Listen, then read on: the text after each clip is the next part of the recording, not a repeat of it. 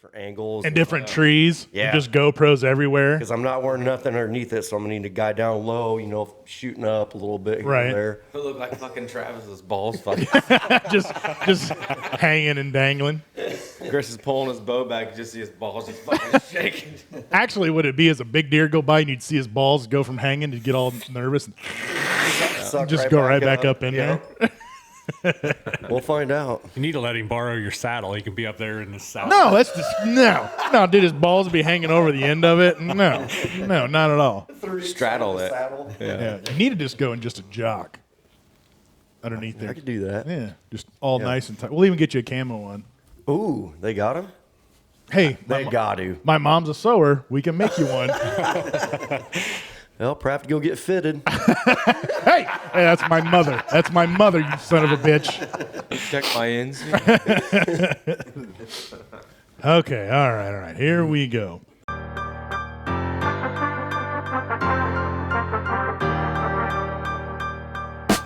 Hello, everybody, and welcome to the Hunting Podcast with myself, AJ Cox. With me, as always, I got to make sure to get your names right because I always get you confused. I got Brett, Chris, Levi, and then today with us, he's kind enough to help, made the long drive across the street, Mr. the man, the myth, the legend, the medium buck killer himself, Clark Cummings. Yay! Woo!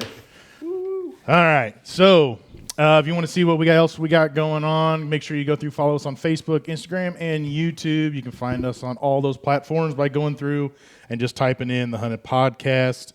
Go ahead and get a hold of us if you're interested in maybe some stickers, hats, tumblers, or some koozies. We will do what we can to get those to you. We're still trying to work on this pre-order thing, but we got people with new jobs, keeping busy, kids chasing around, and just life in general. So that kind of took a sit on the back burner, but we most definitely are going through and going to do that at one point in time. Speaking of stickers and stuff, I brought those in for old Clark so he can go through and enjoy and show everybody all the cool stuff that you get when you come through and participate in our podcast. Pretty sweet. Yeah, the best junk we can find. So right now we're going to go through with our part that I know we all hold a little near and dear to our hearts. We're going to give our moment of silence here momentarily for first responders and military that are no longer with us. I say this every single time, but it just seems to be getting truer and truer as our world just keeps getting crazier and crazier. You go through and you read stories or you're told stories about, especially law enforcement officers that are getting stuck in beyond bad situations, and then, they're doing what they can do, and then they're just beyond getting persecuted and looking to get put away for murder and all this stuff. And it's a bad time to be in law enforcement at all, but for those people that are still out there going through and doing it day in and day out, thank you so much. Keep fighting the good fight, brothers and sisters. We greatly appreciate it.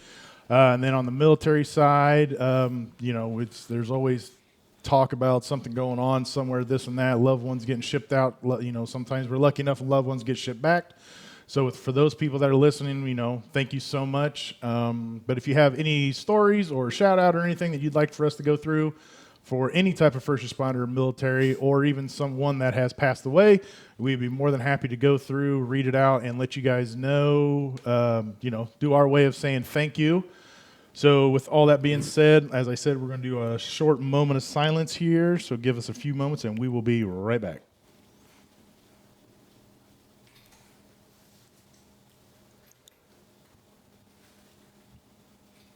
All right, one more time for those who have had loved ones that gave the ultimate sacrifice. We feel your pain and all that stuff, and thank you for what it's worth.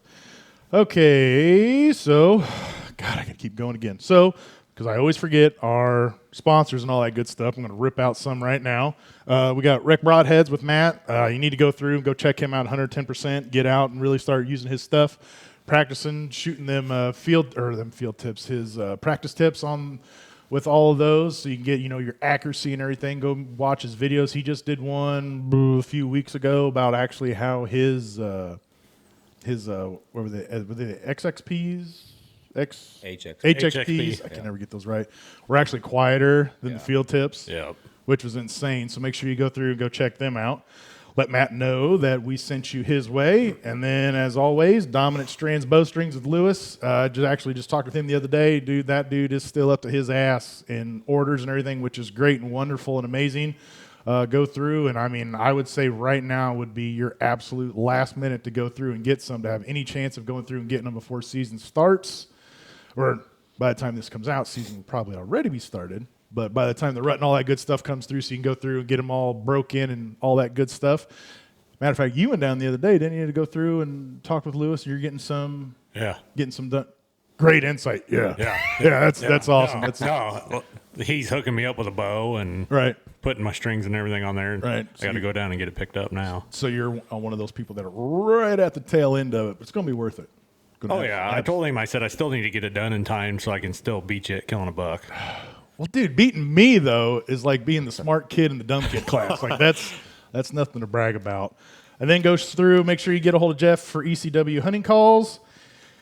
And you won't be disappointed with that. So, as I said at the beginning, we are grateful and so happy that we got Mr. Clark over here with us. He kills usually good, solid medium deer every year. So hopefully he can go through and give us some of his insight on how he does that. So, without further ado, Clark, if you just want to, I don't know, tell us a little bit about yourself, because I mean, you kind of dabble in a little bit of anything outside, don't you? Yeah, a little bit of everything, actually. Yeah. Hunting, fishing, anything outdoors. It's all good to me. I'm a UPS driver by trade for 30 years and sell real estate on the side. And other than that, just hunt hard and fish, and not as much fishing as I'd like to, but mostly deer and turkeys. It's kind of my main thing anymore. That's what it is around here too. So if you have any interest at all, I'm not trying to take all of Levi's thunder away, because Levi goes through and sells property and all that stuff too. But go ahead and reach out with Clark, and I'm sure between him and Levi, they can get you all hooked up. So make sure you do that. So I think we're going to go through and talk about some EHD stuff, because we were talking just before this all got started about how some of your guys' friends are seeing just a stupid amount of dead deer around here in our area, and it's here. It's here. It started 2 months ago, pretty much 2 months ago in Oak Run, the Oak Run area, and we were trying to determine, talking to some guys I know out there real good that are on the sportsman committee, like, we've had all this rain, no drought until the last 25 days, but we're trying to determine why in the hell are we losing our deer out at Oak Run. Well, we think one of the main things out there is 15, 20 years ago, they put a bunch of dry dams in to keep a bunch of stuff from washing. And so what's happened, we had so much rain this year, all that water went back and got behind all them dry dams and ponded a bunch of stagnant water up all over the place. And we think that might be one of the key areas where it all started out there. But it's definitely ventured out from just Oak Run now. Yeah. Oh, friends of mine in the Foxtown area, just north of Oak Run, found 17 dead deer in 2 properties last week. So, and then another friend of mine that would be actually west of Oak Run, he hasn't ventured out on his property too much, but he said that it just smells like death everywhere. Now, around here, besides putting cameras up, I haven't been out too much. And then, Knoxville area and south, haven't heard as much, and talked to one of my best friends farms a lot of ground southern Knox County, and they're over 1,000 acres done so far, and they haven't found a dead deer yet. That's just crazy to me. But you guys were saying earlier that it's one of those things to where if it's in your area, like, it stays pretty much in your area, it doesn't so much spread as wildfire, like as much as you think it does. No, it seems like, just wherever your midges are infected with EHD, that they said once you got midges that are infected in that area, then it just keeps getting bigger and bigger and bigger, and just starts getting more widespread. But this little bit of rain we got yesterday, and hopefully you get an early freeze. Yeah, we need really early. Yeah. get some water flushing down these creeks. And Yeah. I mean, is that really the only, I guess, cure remedy is something is just to have the Yeah. water come through? And Yeah, just, yeah, water or freeze is about all you can do. Yep. yep. Has it been targeting primarily bucks again this year? No, actually- Because I've heard of a lot of doe reports. And fawns. Really? Yeah. which is crazy. Yeah, talked to some guys that said that they, found a lot of dead fawns too. So, Mitch Gibson, they found 6 dead deer picking so far and not one buck. I know at Oak Run at the dam a week ago, there was a deer that ended up getting put down out there. It was way over 200 inches. Was that one that you sent us that picture of or whatever? Yeah. Right next. That's heartbreaking. Yeah. Yeah, that's Or no, I didn't send you that. That was a different one. That was a different Yeah, one? this deer he's like a mega giant. Shame on that And thing. he was down drinking out of the creek and somebody stopped and seen him. Your buddy was? Yeah. That was kind of weird. But knowing you would have friends that just stop and just And drink out of the just creek. have a, you know. Yeah. But they called it in, and I'm not sure if DNR ended up coming out and putting the deer down, but I know that it was a very, very big deer. Oh, that's just crazy. Yeah. And then I found one down on our property, just going down, checking cameras, checking food plots, stuff like that, and had my wife and daughter with me, and seen about 10 turkey vultures come up from the creek bottom. I'm like, damn, that's not good. And I go over there, and it was 3.5-year-old, 8-point buck. But my neighbor down the road says that he can smell a lot of dead deer in that area now. So that's not nothing I want to hear. No, especially, you never want to hear, but especially this close to season. It's usually when it gets us, though, the end of August into September seems like when it always happens. Yeah. Yeah. So, That's when I got hit last year. yeah. I ended up finding 14 last year. Oh, My top hit lister was toast. So that was not the way you wanted to start your year, but No.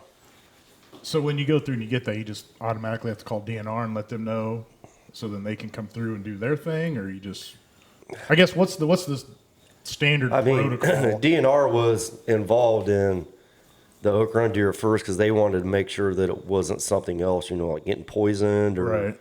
there were some talks about that, but that's been thrown out the window now. But I think they get called in at first and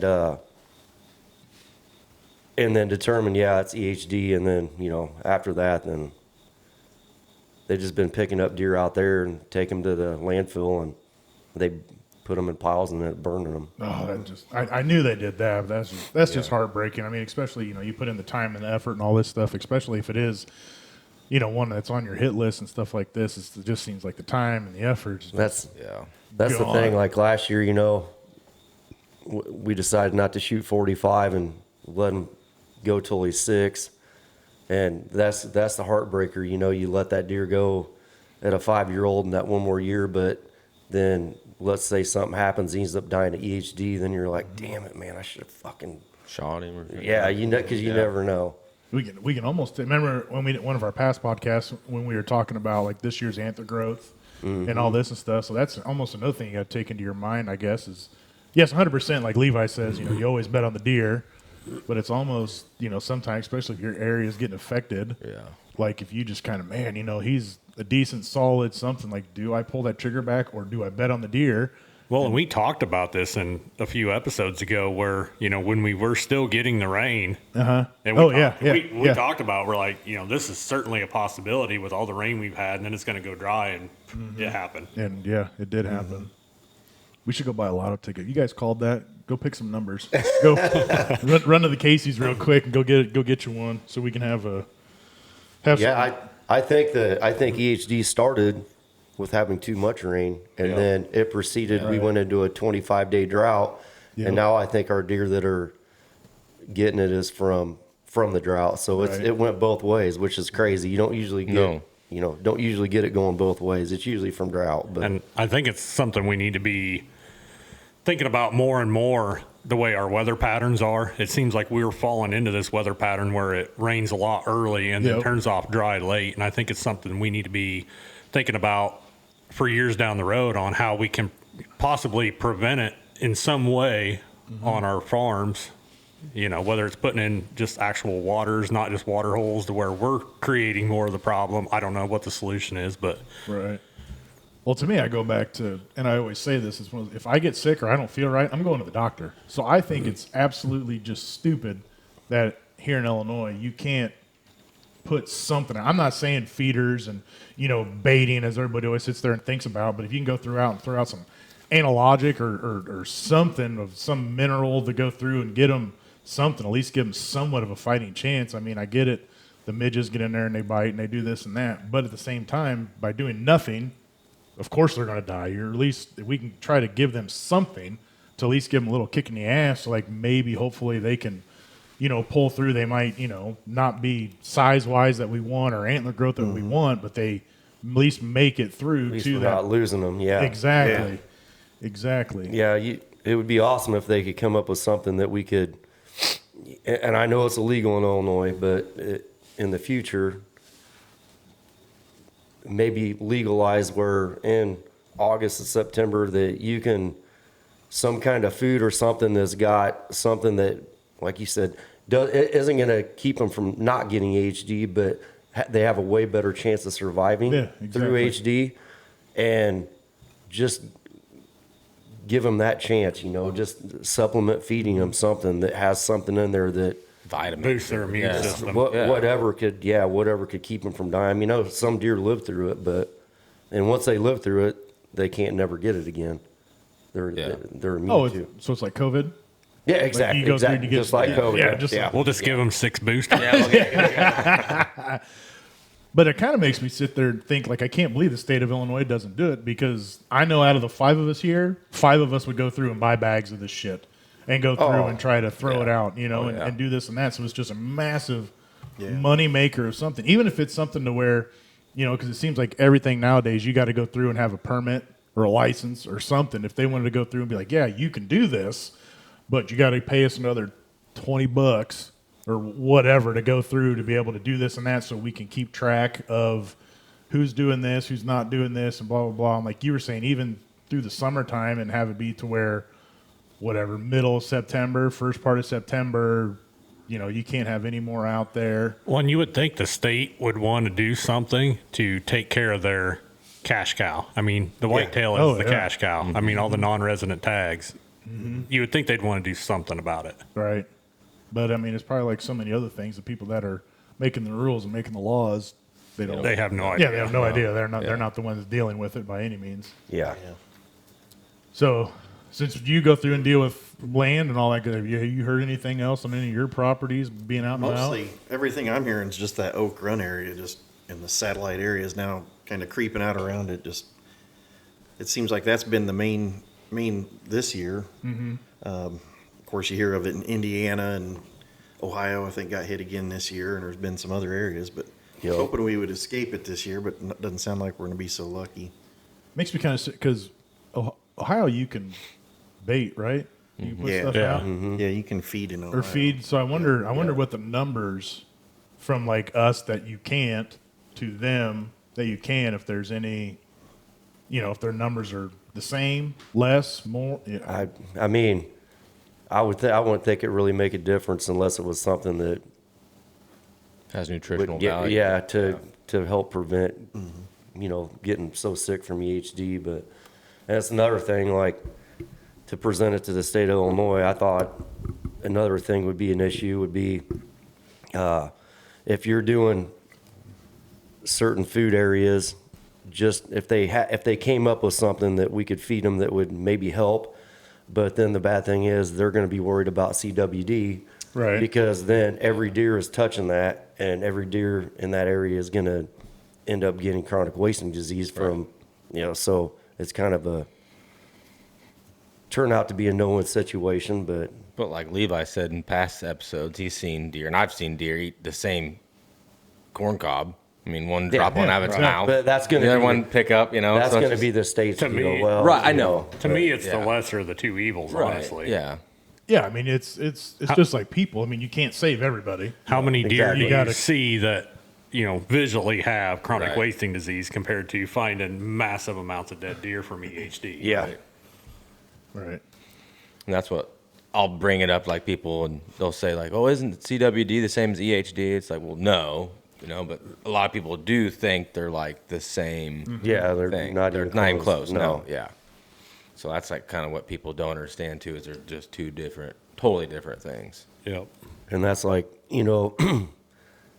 cameras here in the last 2.5 weeks have not been, they've been horrible for a lot of guys, but with the EHD thing going on and not being out there messing around your woods, you just hoping. But September is usually a pretty shitty month for pictures because, you know, all the acorns start falling and you know, you got cameras. The end of the month always gets really good into the 1st of October, but just hoping every day that my cameras are shitty, but my deer are still there. Right. You know, just ain't getting pictures. Yeah, September's always tough. Seems like they move out and hit them acorns and Yep. kind of slow down. Of course, everybody's picking corn. There's fresh corn everywhere, so they're kind of scattered out at night. So, Yeah, it's definitely we notice usually the very end of September or 1st of October, just you go from being bummed out to then every deer you got right back in the game. Yeah. Yep. So, You get that first cold front, and then the scrapes start really opening up, and yep. things start flowing. Yeah. So I'm excited for this week. We're finally getting that.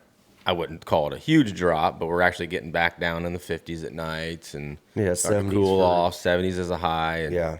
Oh yeah, I came rolling in today with almost a full-fledged I know it. chubby and everything, you know, sticking a half an inch out of my pants, but it was too. But have you looked for like the extended? Yeah, it There's, I mean, I'm not saying the 1st of October is, you know, going to be anything magical by any way weather-wise, but at least there's predicting it's not going to be like shit 80, 90 degrees like it's Right. been. I seen a last- couple like 60s. Yeah. Into this like that 40-day Yeah. extended forecast. So if it goes through like that, like we talked in our past episodes, dude, October 15th or around there, you know, if things keep kind of going like this, it might be another Yeah. good little time that people go through and overlook. which I've been most of my cameras, I mean, like they've been all nocturnal or first in the morning. Most of the does have been in the morning, but I've been noticing that a lot of my deer are still hitting the bean leaves, which I figured they would be not even wanting to touch them. But I think they're, like you said, they're starting to transition to those acorns, and Yeah, they're a lot less hitting the leaves. And I've been trying to stay out of there because I do got a bunch of oaks that I want to put these cameras on, but again, I'm trying to stay out and not. So now I've got all these cameras like way out in the back, and it's like shit. Yeah. But you want to move them, but you don't want to go in and move them. Yeah. But really, this is right now, I think, is if you're going to go do your scrape cameras and do all that stuff, I mean, one more time out, get them all set, and no big deal. Yeah, that's what I worked on this morning. Yeah. Just trying to get a few And then- things adjusted. We're going to do stand stuff. You know, we got a few stands we're going to put in, a few things to trim out, but I'm just going to wait till my brother-in-law starts picking. And while he's picking, we're Yeah, just going to do absolutely. that. So that way there's all the commotions going Yeah. on at one time. And I had somebody ask me the other day. They were like, "Yeah, then they're saying the first part of October-ish, you know, they're going to be out there in the beans and stuff. Is that going to mess up anything?" And I'm like, "No, dude. Matter of fact, if you got stuff to go put in there, it's probably going to be the best way to go through and go do that." 100%. And he kind of, you know, gave me that curious dog kind of like I don't get it. That's more out there. It's like, yeah, explain it to him. But yeah, it's 100%. Yeah, they're that would already be the. hearing commotion and being pushed around. And then I told him too, and I'm like, you know, and you know, you're smelling there. I mean, still go in there and do as much as you can. But I was like, dude, they're used to those farmers being out there and the smell. And I told him because he's getting his boy all into it and everything. And I said, you know, that might be better for both of you, you know, because Yep. he don't like the cold. So I was like, you know, it's going to be cool. Might be your best bet out there. You know, maybe you can get some movement out there from the tractors and all that stuff. And I said, you know, you don't know what you might get come running across because them tractors are out there and they're picking corn and beans and stuff. They might bump something over to you yeah. that you never even had before. So I'm excited, but I still hear Levi in the back of my mind. You don't have to go the first, second, third, fourth, you know, this and that. Still play it smart, play it right. Don't do like we were talking like with Brett. I know. Hey, it's opening morning. Gotta go. I get so excited. Man. It's just like the fact that you can go actually deer hunting. You've been waiting since, you know, January. It's like, oh. Yeah, and Like, I mean, it's 84 degrees, but you know what? I can go But I can- freaking yeah, tree but and I get can go and pestered do by this. gnats and mosquitoes. I private hunted October 1st since me and you were kids. Yeah. And hunted together. Yep. You know, back in the day. Been a long time. Yeah, I'll hit it in the evening if there's a good cold front, but I Yeah. usually hit in some kind of observation stand, just kind of watching them. Quick make it in, feel. quick out. right. Yeah, just something I can slide in and out without doing anything. Like Brett says, it's nice to get in a tree, but Yeah. I don't get too crazy about it unless the conditions are right. Yeah. Which what would you say, like, for the early part of October would the conditions right be? Like, what would you be looking for? I just like a cold front personally, just any kind of cold front. Like, you're looking, because like I said before, we had like 80s and 90s in it, so like a cold front would be like 75. Yeah, so you 10, 15 degree drop is awesome. is what you're mostly looking for. Yeah, You're not if you really can- looking for 50-degree days. Doesn't have to be if it's been really hot and all of a sudden it drops down 10 or 15 degrees, and just- even if it's still a little warm for you, it's like it kind of energizes those deer to get Right. that cold front. And I think there's something more to it too. It's just something drives them with the weather patterns. Oh yeah. It seems like they move good on cold fronts. Absolutely. I usually just hunt evening. I don't hunt any mornings in October. No. Yeah. Up till at least the 25th. Yeah, we don't hunt any. We only got about a 2.5 week window. We even hunt mornings. Otherwise, we stay the hell out. Yeah. And just hunt evenings. Yep. What are you looking for when you do start hunting mornings then? You just watching cameras, just checking, talking to neighbors, seeing deer move, like what? Or do you just know, like, hey, the rut is about to be always this time? full blown, and then yeah, basically just rut. That's what it is. Yeah, yep. And then, yeah, like Clark said, the end of October, 1st November, and then, during the peak of rut, usually the times where you just say the hell with it and, go in and hunt shit that, maybe not on the best wind, and hunt shit that you don't normally ever touch and stay out of. Right. And like a 1 week window to a few of these stands we You're got. just we hoping could- they're just so Yeah. honed in on them does that it doesn't Yeah. necessarily matter as much. Because they're not on no normal routine. Them bucks are bedding 25 different spots a week. Right. And Yeah. so, and the thing is going in and you bump deer getting in. It's always a bummer, but you never know what the hell could be behind it too. Right, I mean, that just because you bump a couple, who knows? I mean, because their travel corridor is so huge. Oh yeah, So- absolutely. Well, when I was filming for you, we kind of had that one morning. We went in and I remember we went over top this hillside, and you told me, you're like, hey, just wait a minute, because usually they're always down in this bottom. I'm going to go look there and check it out. And you went and they were down there, and shit, I bet we blew 20 of them. Yeah. Out of them that were down there, and then we went up and shimmied up this tree, and it was shit. I bet 20 minutes after shooting light or whatever, and all of a sudden everything just lit back up, and like you were saying, you didn't know what was going to be coming through, and then it was just Yeah. deer rolling through. Yep. Yeah. Yeah, you try your best to avoid it at all costs, but if it happens, you need to just get in the tree and wait it out. Sometimes all that disturbance gets bucks curious. It's like Right. they come over right after all that snorting and messing around, and they're checking things out. Want to see if something's chasing after their lady or something. Well, like Clark said, with the snorting, that doesn't necessarily, they hear that vocalization with Yes. so many different, Yeah. coyotes and anything else, Yeah.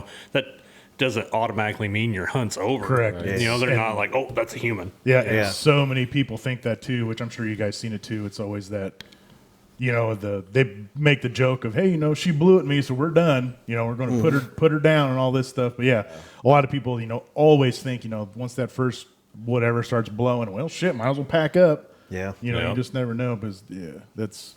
It was, if she blows, she goes. Yes, that's what I was sitting there. I was trying to sit there and think about it too. Is you go through and then she's blowing. Well, she's educated and she knows where to look, so we're putting her down. I mean, which is fine because I look for any excuse to go through. Hey, man, she was 40 yards out and she flipped her tail 3 times. So she She's knew I was there. asking for She's got to go. Had to shoot her. I learned that years ago. I had a doe that it snorted at everything. But one day I was sitting there in my stand, and out comes this black and white house cat, and this doe probably snorted at that thing 50 times. Right. But none of the other deer even cared. It just didn't even bother them. Like, Just used to yeah, it. if it was snorting to me out, I thought this thing's ruined my entire hunt. But I'm sitting there watching it snorting at this cat, and I'm watching all the other deer, and nothing's even looking up. They're just That's just drunk old Doris over there running her mouth as she's always. doing it She's again. at it again. She always does that. Yeah. But yeah, I just don't think it's the end of the world. I don't like it when it happens. No, I get discouraged when it happens. I'm like, I'm one of the guys that's like, shit. Like, all right, here we go. But like we all said, they do it. It's normal. It's common. How many times they do it when we're not in the woods? Oh, Exactly, yeah, you know. exactly. Just because we're hearing it doesn't mean this is like, well, fuck me. Yeah. It's just like rattling. I mean, I went through and actually I can't remember who it was, but somebody put a video up and it made sense to me because they were saying like if you go through early part of October or whatever, like doing light rattling's not necessarily a bad thing either because Yeah. they're out there. They're sparring. Yeah, they're out there doing this and doing that. So I kind of sat there and thought, and it was like, oh shit, like it just kind of, ding, the light went off. Like kind of that might be something because like you were saying earlier, they're just curious sometimes, and if you're not out there pounding the piss out of them, you might be able to, gentle tickle them as they say. Yeah. Wasn't it 2 years ago that your son-in-law rattled one in like before Halloween, Yeah.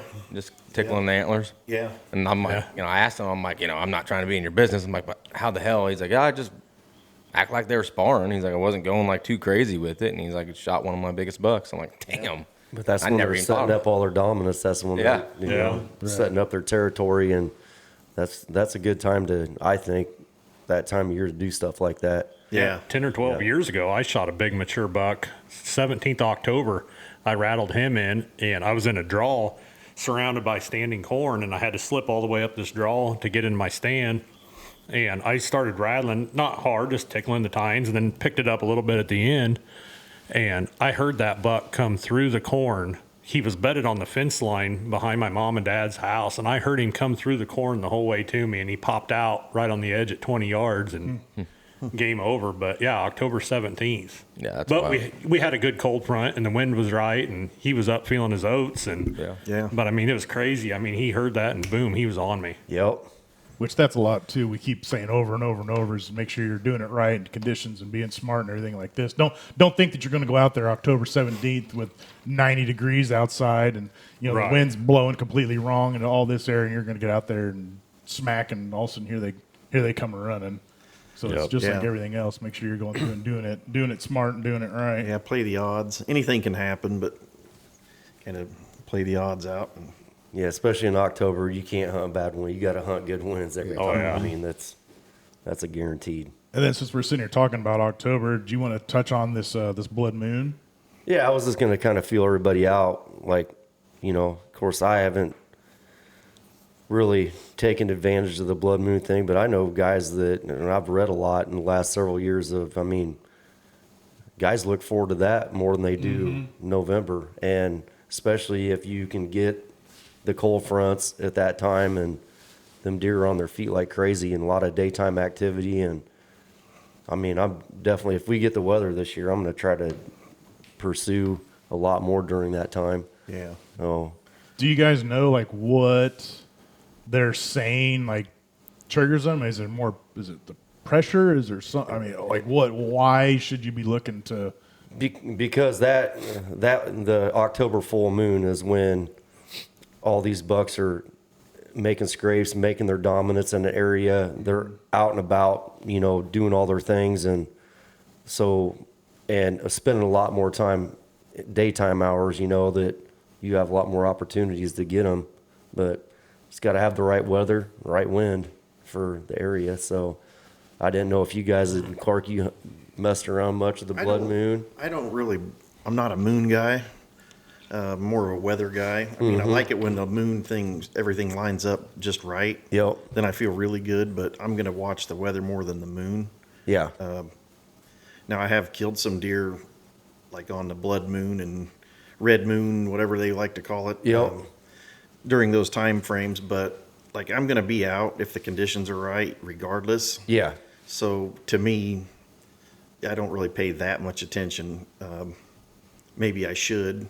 Now, there's certain times I have hunted longer in the day, like I've kind of watched them peak movement times, and I have seen something. I think sometimes there's something to be said for that. Yeah. And that's moon-based as well.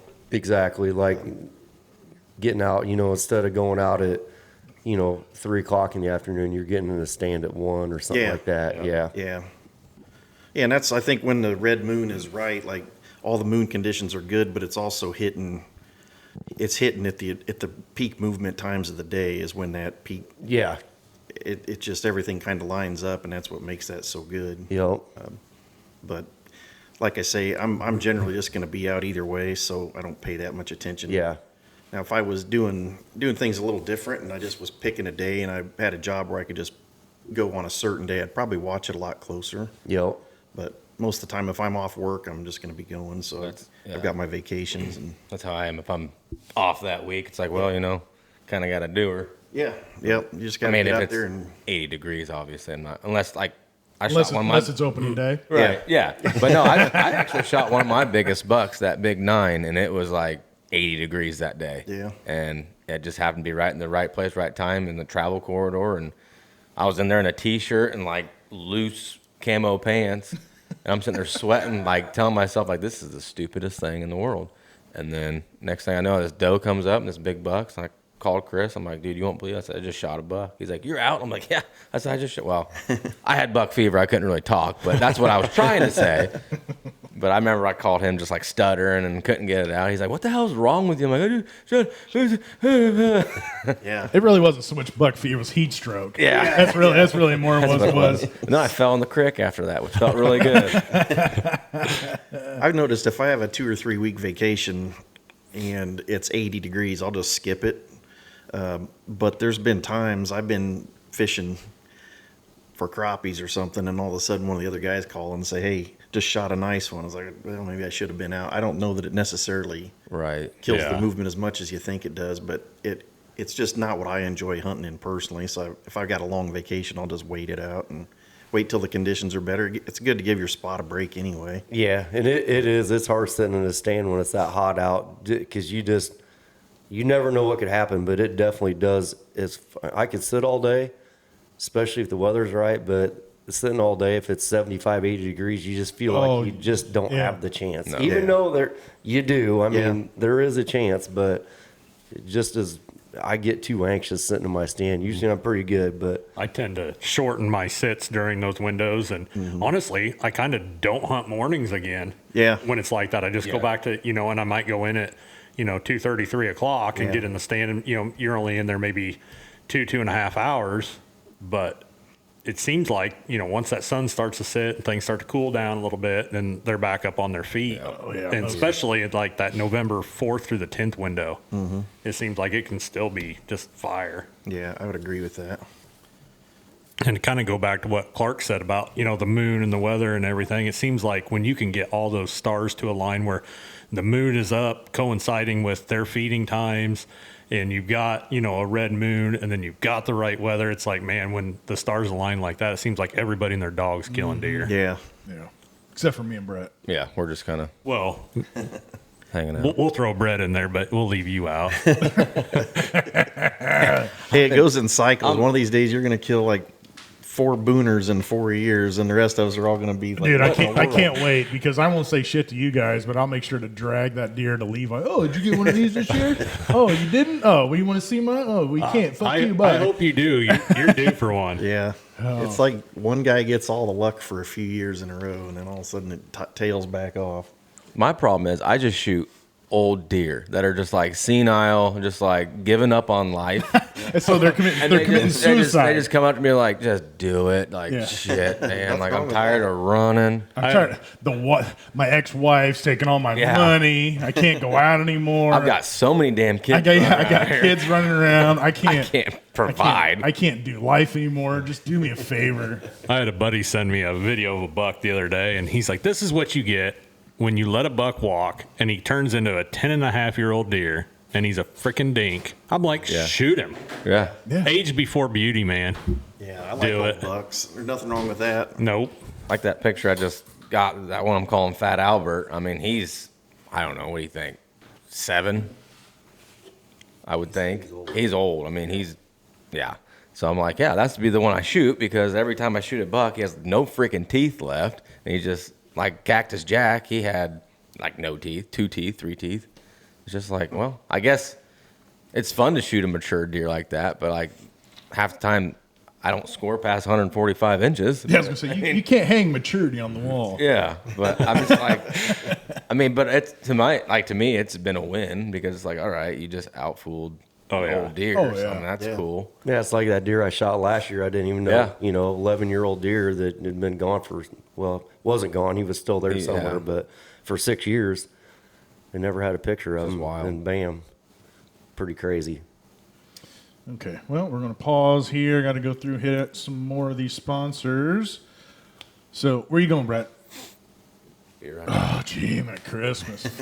So we got to go through and always give a shout out to Hex. Man, we go through and we love this stuff. Go through, get a hold of Mike, let him know, that we sent you to him. He's been nothing but great to us, like all the other sponsors and everything.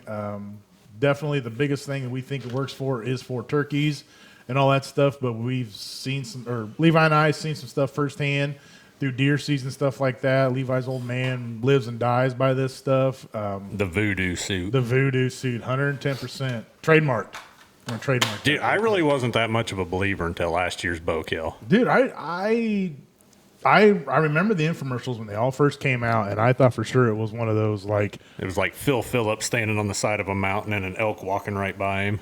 Yeah, it's kind of like, well, it just happened to be something like that. But, I mean, dude, there's enough stuff behind it now that... And especially your encounter with them and everything, like, dude, there's most definitely some stuff. Oh, well, shit, what was it? Or that 8-pointer that just got killed and he was using Hex as new world record. Kentucky. Yeah. Did you guys see that thing? Yeah. Holy shit. So, I mean, there's most definitely something to this stuff, and it kind of goes back with, we're talking about the blood moon and stuff. I mean, it's just another thing you can put in the old arsenal and stuff like this. I mean, it's not going to hurt you. It's only going to improve you. I mean, do you ever did anything with any of that stuff? I never have. I don't know exactly how that technology works. I've never looked deep into it. Well, go get you a suit, and you'll love it. Dude, I mean, you're. I mean, all jokes aside, like we know you're a deer killer by year in and year out, and you get your experience or your interactions with them and stuff like this. Dude, you wear these a couple times, you're going to get some interactions. You're going to go, oh shit. I mean, it's just it goes through and your magnetic field or whatever. Yeah, when your muscles move, you put off electromagnetic waves from your muscles, contracting, yeah, and it blocks the majority of that. Like it, they wear them in the shark tanks on Shark Week and stuff like that, so they can get closer. And Mike shot videos. He's a humongous turkey hunter, and he was out there in one of his in a bright orange vest, and I mean. And he's sitting there. I mean, he's not doing jumping jacks, but he's waving at turkeys. At him, and I mean, they're 20 yards away. Yeah, I mean, they're right there, and they're not moving. They're not nothing. And I mean, it's definitely something you should at least go through and check out and be interested in. Yeah. So we had Hex, and then we're going through Wild Oak Whitetails Buck Lure. Talked to Corey a couple weeks ago here before too long. It should be about time that he goes through and starts thawing up these deer and go through, and he's going to get us some pee and all that good stuff. Going to get Brett his pee-pee. I need some pee-pee. Yep. And then we're going to go through and get all that going. Hopefully we can get him on sooner than later. But like everybody else, he's got family and work and all that good stuff. And then Marath Welding, same thing every time with this dude. You want to see somebody doing something crazy, dude, get a hold of or go through, see what he's up to. He's always upside down and inside out into something. I talked to him a couple days ago. He's over in some factory just beyond sweating his balls off. I mean, re-welding this, putting in new metal floors in these places and stuff. I mean, it's incredible. He goes through and does all that with him and one guy, and it's crazy. To me, it's almost artwork how he can go through and fabricate this stuff and get it mixed in and mix that and everything like that. And then plus, farmers are already out picking and all that stuff, so I'm sure his phone is blowing up with everybody saying they need this fixed and that fixed and all that good stuff. So get a hold of Evan, and then Antler Ridge with Jesse. Make sure you go through and listen to the episodes we did with him. That was another good time. I'm just going to keep saying this about him just because I know it kind of makes him uncomfortable, but it's something we want to help him get better. So he does hats and everything, but go through, and if you have any idea, tumblers, shirts, he was trying to do some stuff for some weddings and things like that. So go through. He's cutting his own patches and stuff now. Yeah. Is he? He's going to be set up for Scenic Drive. So if this drops before Scenic Drive, check him out. Yeah, no, absolutely. He did the hat I'm wearing. Yeah, and he does. And he does a damn good job. Does. Yeah. I mean, they're Nice, yeah. They're very nice. And so go through and check him out. Like I keep saying, make him uncomfortable by going through and saying, hey, can you do this? Hey, can you do this? Hey, can you do this? And it seems like he's knocking it out the park, like everything he's going through and doing. Oh, and he did make us some Blaze Orange hats for the Did he? podcast. Did he get a big head one? No, there's not very many hats that fit your melon. I mean, there are. You just got to look for. Let's get you a hard hat. Yeah. I'll wear the hard hat next to Chris and his tutu. There you go. There'd be a hell of an Ooh, that'd be episode. awesome. We'll get you a yeah. blaze orange Elmer Fudd hat. There, dude, hey man, you joke, but I'll rock that some bitch. I don't care. So all right, so those are that round of them and everything. What else were we going to talk about? I believe you said something about. I know we were talking about the rut earlier, but you're talking about getting more aggressive when you're going through when the rut's coming up, and you're already kind of touched on that a little bit. Yeah.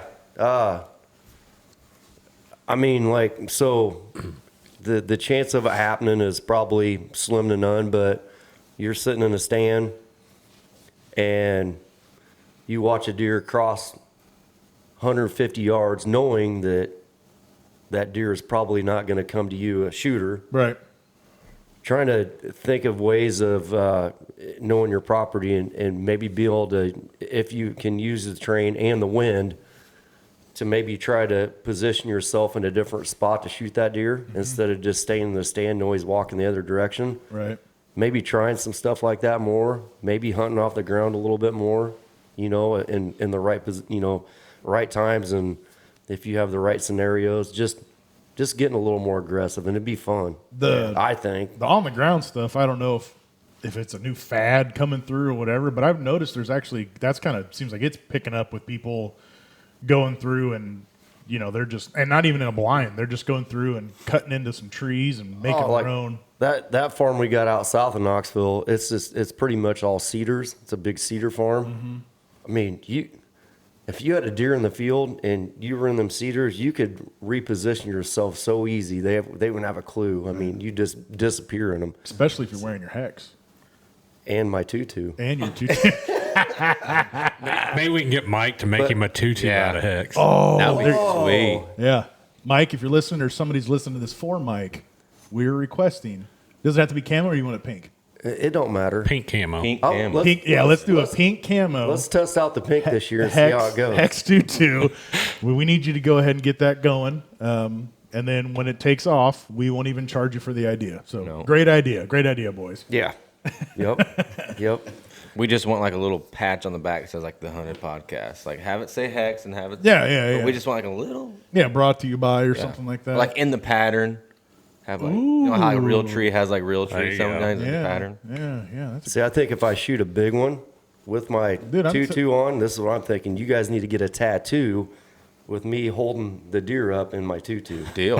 dude, that's a lot of tattoo with you and the tutu. Yeah, tattoo too. I'll get a Tattoo tattoo too. of you and a tutu on my tuchus. Oh, there you go. Ooh, speaking of you and great ideas. Uh-oh. All right. So if you're listening to this, you need to go through and let us know.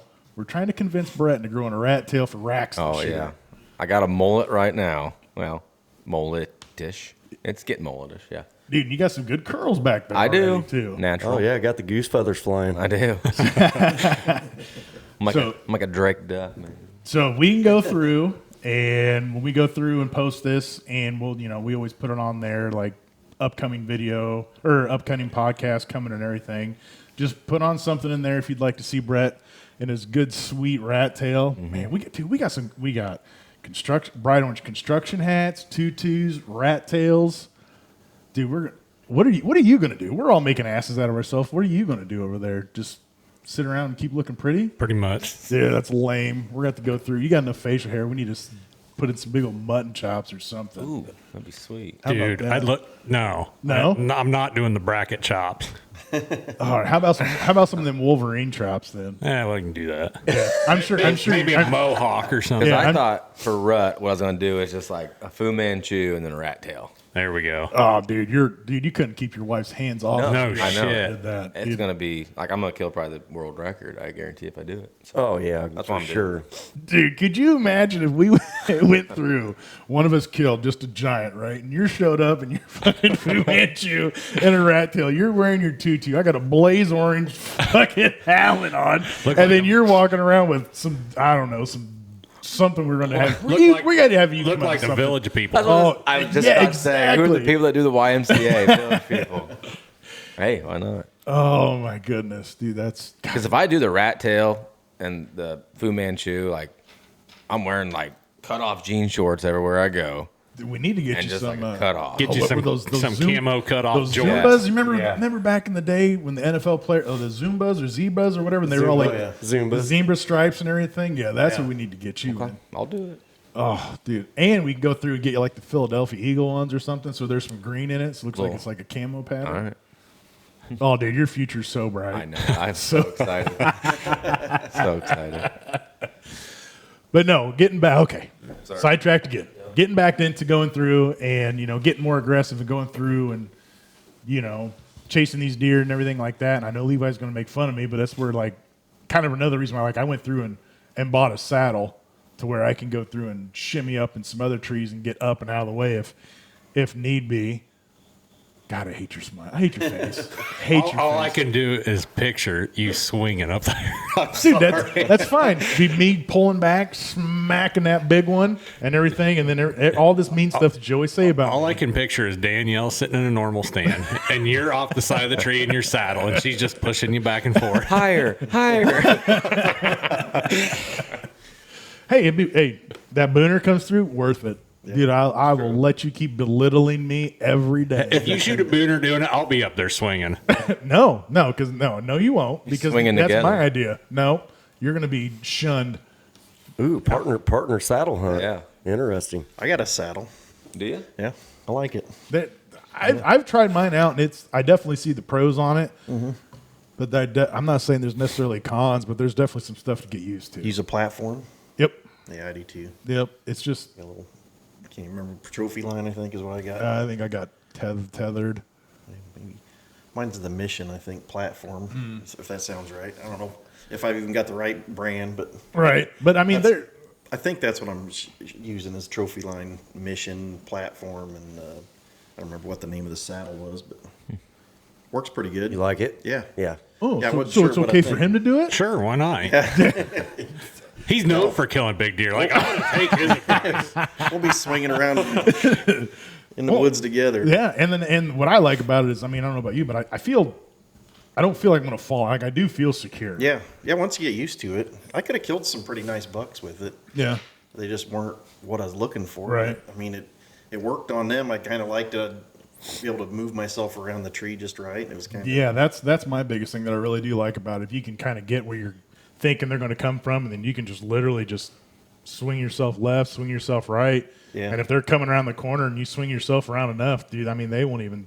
You can pull back, do anything. Well, to me, what seems handy about them is like I've got a few spots where I know these bucks go, but I can't get a normal stand in there. Oh yeah, absolutely. Or it's not ideal for a box blind or a tower blind or anything like that. And I think, there's a couple like smaller pin oak trees. And I think if I was in a saddle and hell, if I could even get up in there like 8 feet and just kind of cut me a little hole, Yep.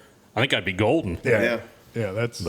That's what I did. Sometimes I just take one stick, and I got these little steps that are pretty slick too. Got me? There you go. We're good now. And it's pretty portable. I can just slide right in. Takes a few minutes to get everything up, and good to go. Talked about aggressive when you're during that time of year Yeah. when you're seeing something. If I see a buck do something twice, I'm going after him. Right. And what I like about it too is, like you're saying, you can go in like that, so then you're not carrying, like Levi was saying, you're not carrying, setting up a stand, doing all this and doing that. So once you're up and when you're down, unless you know you're going to hunt it the next day, like take it all down with you and everything. Because let's say, like you're saying, he goes through and does it twice, but then all of a sudden you see him go, okay, he came this way and this way, but then you notice like, oh shit, so he comes through this way twice, and then now he's going out and around this way. You can almost, checkers him and keep kind of It's kind of following him kind around. of a mix between like what Clark said and what Chris said. If you, like Clark said, if you see a buck do something twice, or like Chris said, if you see a buck, and you can get down and kind of use the terrain to your advantage, help pack a couple sticks up with you. Yeah. You find a tree, get up in there a little ways, and especially if you don't have ground cover, try to shoot him off the ground.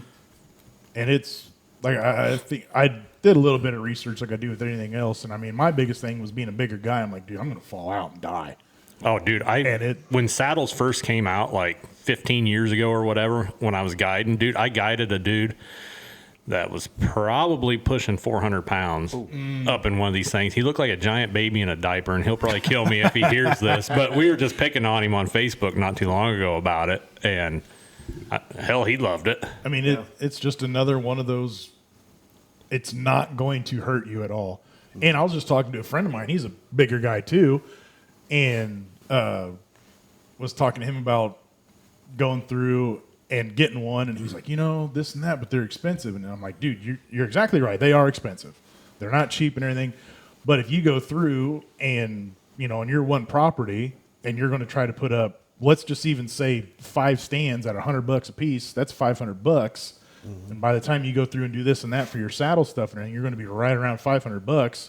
But you can go through and now instead of like 5 trees or whatever you're limited to, dude, you're basically unlimited to anywhere you want to go and anything like that. And I know me and you've talked about this before, to where like if I go through and I'm going to go film you or something, instead of you lugging in another stand to go through and put up, I can just shimmy up in there. Or having 20 other cameraman stands for every other exactly set. Just lock it on in there, and you just get up there and just sit. And I mean, I haven't sat in one for a while, but they do seem comfortable. Mm-hmm. But you're like in a diaper. I mean, that's the best way to describe. Yeah, you are like in a diaper. And so when I sit in this thing, I mean, it's just like you're being held.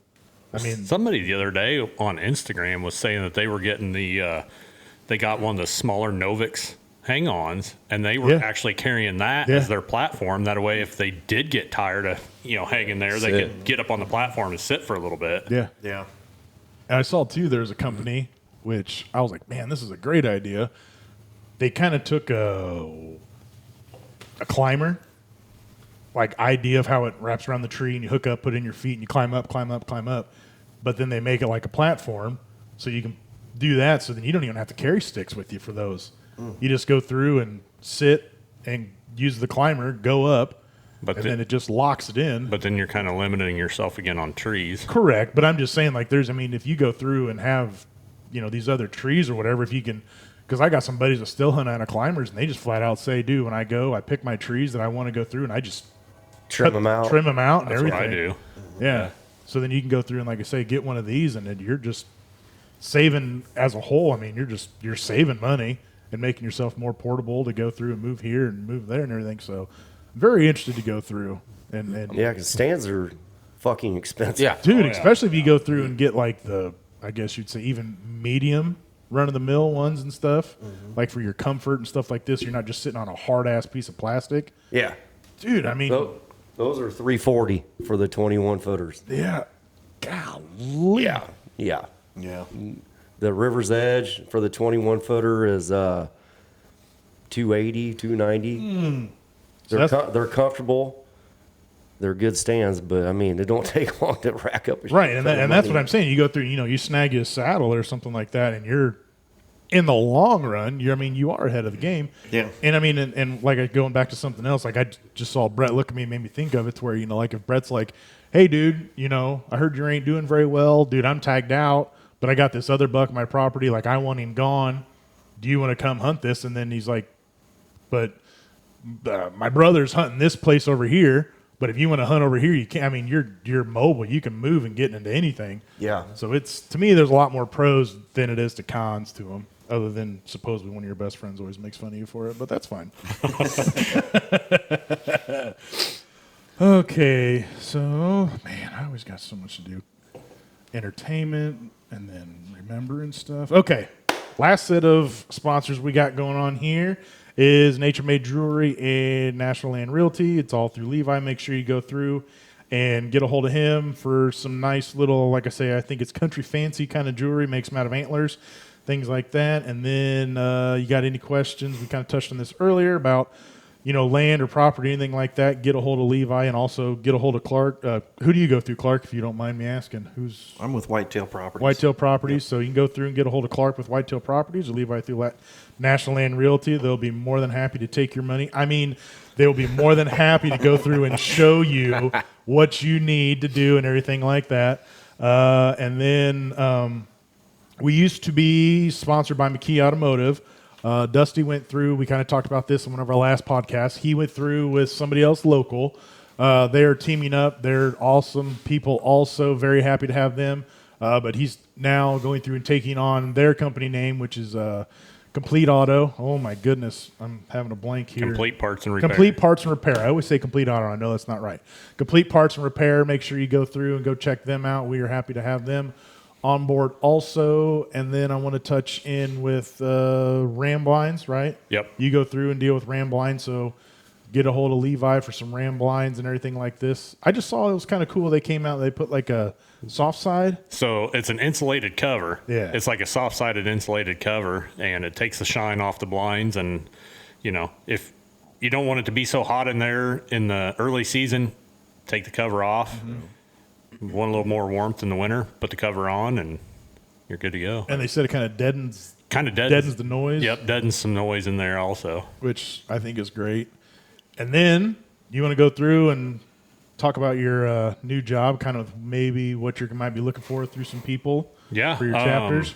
Just got hired to be the Illinois Regional Director for the National Wild Turkey Federation. So I may be coming to your county and to your town to do some recruitment on starting some new chapters here in the state. Which I think is great because we kind of touched on this before we even got going on here, but dude, there's a lot of places that don't have nothing. Oh yeah, there's a lot of counties that don't have chapters. I mean, Henry County doesn't have a chapter here local to us. Warren County, our home county, doesn't have a chapter. McDonough County, Hancock County, Pike County, just to name a few right here close to us that don't have any chapters. So, and it's a great organization. And I mean, of course, talk with you, I didn't realize how kind of much and stuff they really do, and I just figured it'd be a lot bigger around here, and it's not. It's not just for the wild turkey. I mean, they do so much for habitat. Right. And it does so much for not only turkeys, but deer and upland birds. So even if you're not a hunter or you're not a turkey hunter, but you're a deer hunter, waterfowl, whatever, they do so much for, all those birds and other animals. I mean, we even have people that are members that are just bird watchers because they like what we do. Right now, it's about 88 cents for every dollar raised goes back to the super funds to generate projects in your local areas that they're doing for habitat. So, and honestly, they're thinking maybe in late 2024, 2025 here that it may go up to 90 cents for every dollar raised goes back to habitat. That's a lot. Yeah. I mean, it's great. Definitely an awesome organization. So if there's something you want to be a part of in your community, it's definitely a good one. Yeah, reach out. You can either reach out to us on the hunting and stuff like that, or reach out to Levi personally, and we'll get you hooked up there. So, all right. Last set here. So, well, what about your new job? Oh, I'm just a dick. just as always, I'm just a dick. No, I went through, got promoted. I'm working some more Monday through Friday hours. Still going through and taking people to jail, but now, it was a long-term goal, and I'm very happy to go through and take on this challenge.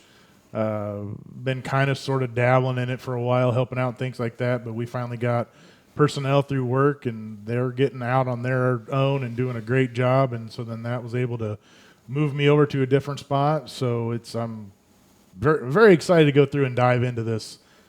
Looking at law enforcement through a different set of eyes, is instead of being out so much on the patrol side, more of digging in deep, doing the elbow work, getting warrants, getting snitches to go through and help work and do stuff like this. And it, if you know where we're from, like Levi said, we're from Warren County, and I'll just flat out tell you, there's a lot more stuff that goes in Warren County and Monmouth than people have any idea. So here before too long, I'm sure I'm going to be very busy, which is fine. I'm all about it and ready to go.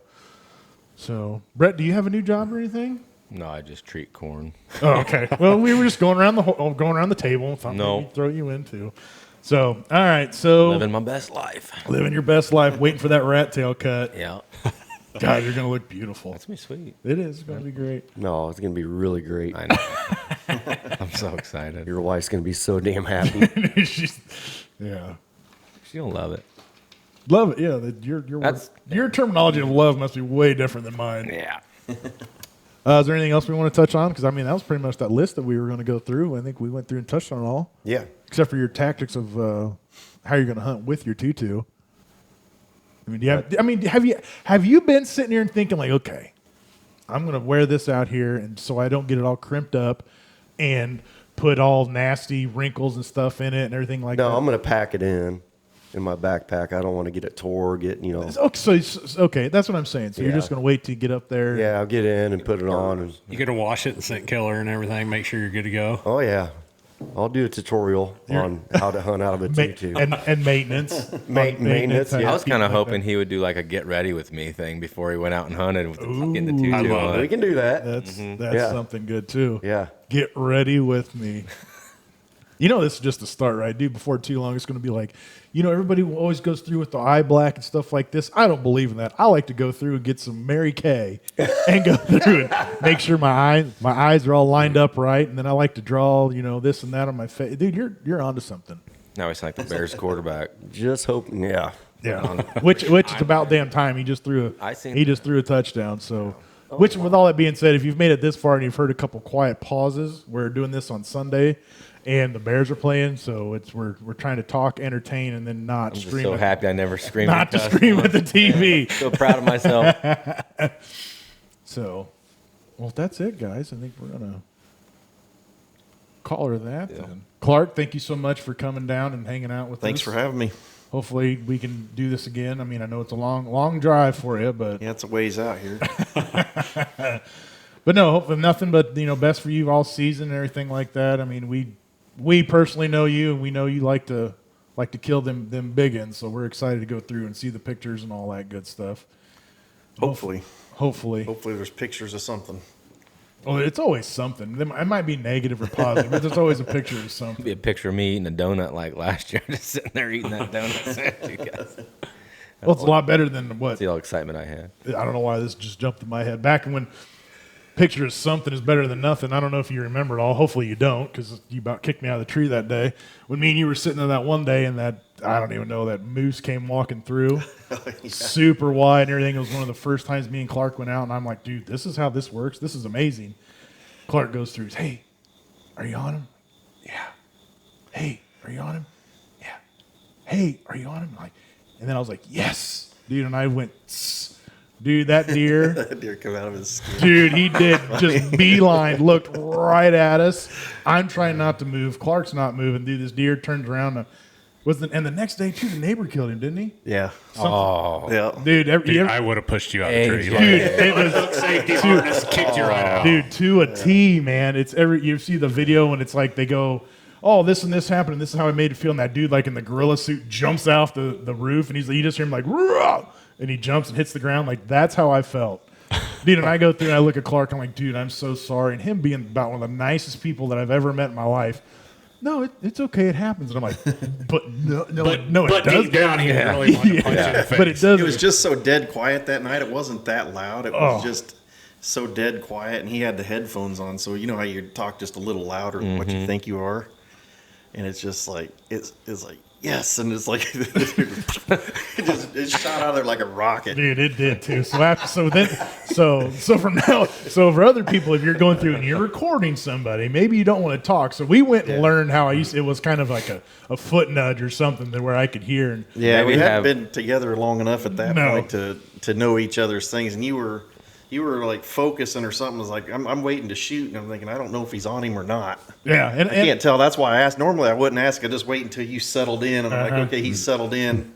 But there was something going on with your hands, and I was like, I don't think he's on him. So I was like, yeah. oh no, that was because it was like a hallway, Yeah. right down to him, and I was just sitting there and waiting. My heart's going 10,000 miles an hour. Clark's settling in. I sound like I'm screaming. And he just walked away. And, oh no. It happens. Like, dude, if you want to make me walk home, like, I completely get it. Like, I'm not going to let you run me over the truck, but if you want to glance me with, like, the front quarter, like, I completely get it. Then he goes through, and like I said, the next day, sent me a text. Hey, does this deer look familiar? Like, son of a bitch. Damn. Yeah, it does happen, though. We've all spooked deer, so it's not a big deal. Could have been me just as easy as it was you, so Could have been me pulling my bow back or moving exactly around. what it was, AJ. But that's the thing. You didn't say that at the time, though. You just 100%. You just 100% let me take the blame and feel like shit all the way to this, even to today. No, it's fine. You don't have to feel bad about it. Oh, see, nicest. He's way nicer than you. The camera saved another one's life for That's what it is. Yeah. 24 hours. Yeah, I Yeah. think that's the part of it is you just kind of expect that once in a while that stuff's going to happen. Yep. Yeah. I mean, it's just when you got two guys in a tree, There's a lot of movement. a lot of movement, a lot of scent, a lot of extra noise. Just everything's double. They're like when you're out there filming with my dad and everything's happening beautiful and you're drawing back or you're beating down on a turkey and then you're like, you on him? Yeah. And then you replay everything back and the camera drifted off this way because he just quit and was focusing on what's going on. Yeah. Oh, when you said you and your dad, to this day, until I die, all I'll ever think of is when you're, Dad, wait here. Okay. And we touch about this in other podcasts, but Dad, wait here. Huh? And just wait here. Okay, dude. And he's going up, and I'm setting up cameras, dude. You turn around and set up Fucking that turkey's right there on the limb. And the turkey and you're sitting down that turkey decoy, and you turn around, your dad's right there, and you're like, "What are you doing? Go sit down." Your dad's like, "Yeah, dude, I was dying." Nobody can't hear as it is, and He's getting some Walker's game ears for Christmas. I filmed a badass turkey hunt, and Clark decapped a turkey and never even hit record. So No, I think you recorded it. It was the mic come unplugged. that's what it was. The mic came unplugged. But it was Yeah. probably a good thing because it was funny because I know Chris and he's an excitable guy. I said, keep in mind, this is for TV, so we got to like no cuss words and stuff. And he did real good the whole time. No cussing, no anything. And as soon as I hit that turkey and hit him across the neck with that decap, he's like, fuck yeah, dude. But the mic cord had actually That's right, popped it was the out. mic cord So we came got the whole unplugged. footage, but there was no sound. you undid that on purpose because you're like, dude, if he this shoots me happens, first, yeah, I'm screaming. Oh, Clark, I don't know how it came undone. You have to like screw it in and clip it in 3 places. Oh, I just must have bumped it and it fell out. Like, tell yourself a million times, if shit goes down, you got to stay in control. Just, I couldn't. it's so hard. I get too excited. Like, I fucked that whole hunt up in New Mexico when I was with Elite. This kid shot this pretty nice bull, and of course, as soon as he shoots, and I got it all on video, but as soon as he hits it and it takes off running, instead of me filming the elk running across this meadow, Yeah. I'm, fuck yeah, let's go. Fuck. The camera's not even on the elk anymore. We get back where we're Great replaying- pictures of your feet. replaying the video, and they're like, dude, you messed up really bad. I was like, I know. Yeah, not good. But but we shot a bull. Yeah, it's one of those, but it's hard. we're gonna go, right? Fuck yeah. The downside one. about filming is you almost got to just, as the hunter, you got to know things are going to go wrong, and as the camera guy, you almost got to just stay inside the camera the whole time. Oh, Right. 100%. Can't come off of it. Yeah, And once- so you're not actually seeing it with your eyes. You got to watch everything Yes. through the Oh yeah. lens. And it's difficult because like the way I describe it is like kind of you're talking, but dude, it's almost like you got to go numb. Yeah, Yeah. you got to Like pull the hunter out of you. You have to just sit there and be quiet and don't say nothing. Like you're almost nothing because, I mean, because you got to remember you're there for the hunter, and you're trying to do everything you can. Because like Clark was saying, dude, everything's doubled. Especially you get me and him up in a tree. That's a lot of mass up there. yeah, So then you're fighting that, and then everything else, and you just have to just turn it all off. Yeah. And then there was times, like filming stuff to where I felt like I was almost being a dick because, like, shoot it, make that great shot and everything, and you just want to, like you're saying, fuck yeah, but like you have to hold it in, and the hunter that you're recording is just like going on 1,000 miles an hour, and you're just wanting to yell and scream, but you just got to sit there and just look like a statue. yeah. That'd be my problem too. Like one of you guys were shooting when I was filming. Like I would get the adrenaline too, so I'd be sitting there just shaking, and you probably hear my teeth like just chattering. But like I would be getting the same like. Oh, you do. Well, you you do know, 100%. But like I said, But like you, I couldn't. You gotta I turn it don't off. think I could turn it. No, I couldn't turn it off. Dude, I tried to Remember turn the it one off. that I filmed for you, and I started laughing? Oh yeah, that turkey. Is that turkey? Yeah. Oh, it was so awesome. This turkey brushes against him, and I know how excitable of a guy he is, so I know he's just shitting himself. I'm literally watching this turkey, and it gobbles, and it's behind. He's like doing this, pointing at me, or pointing at the turkeys. Like he's over here, like, yeah, I got it. And it's coming around, and it gobbles again. And I'm looking, I was like, where's this thing even going to come out if it comes anywhere? There's one path, and it goes right next to Brett. I was like, God, I hope it don't come down that path. And sure enough, I see a head pop up behind Brett. He's looking out to the field, like not knowing where this thing's going to pop out. And here's Brett, and right behind him is the turkey just looking around. All of a sudden, it goes into full strut and it starts walking. I'm like, oh shit, this thing's going to literally touch him. It did. It brushed my shoulder. It moved his feathers when it went by him. Yeah. That's insane. It like just brushed. You see his tail fan just brush right against him, and I'm just dying because I know he's about to shit himself. You can hear me chuckling on the camera. I'm trying so hard not to laugh. Because that thing went into like strut, and I heard I heard the feathers like dragging the ground. I'm like, that thing's like behind me. But I didn't know how close behind me. I look over at Clark. He's just got his head down. He's like laughing his ass off. I'm like, what's so funny? And then all of a sudden, I just see a freaking turkey in full strut in its head, just right next to my shoulder. I'm like, this son of a bitch is right here. And then I'm like, I don't even know how I pulled off a shot. I pulled off 2 shots. I was going to say, yeah, didn't you miss the first time? I hit his back. Yeah. Oh, but because I was using those decaps, and I hit his back, and then it thought that Jake spurred him or something. He's like, well, I'm going to beat this dude's ass. Right. And then like was doing that. So I'm trying to get another arrow, and I'm shaking the entire time. I'm like, oh, I get it.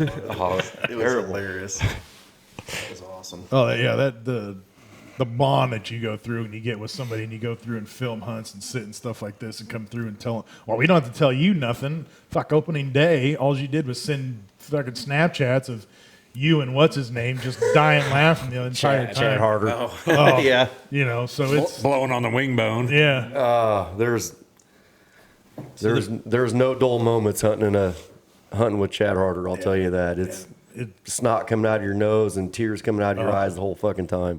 But your barrels are cold. Oh yeah. Oh, wonderful. Well, I'm glad we ended up on that because, I mean, we've been chatting for a while here like we always do. I knew we were going to get sidetracked a few times, but I feel we went through and focused up pretty much the whole time. Yeah. It was really good. So with that all being said, thank you so much for listening to this one. Make sure you go back and listen to some of our old ones we got going on. If you got anything you want us to talk about, we actually had somebody one time reach out and ask if we talk anything about elk hunting. We'll see if we can't go through and figure out something that's going on and all that about that. So maybe we can go through and give you guys, some information on that. But until then, one more time, we appreciate you so much for for listening to us, and we will catch you on the next one.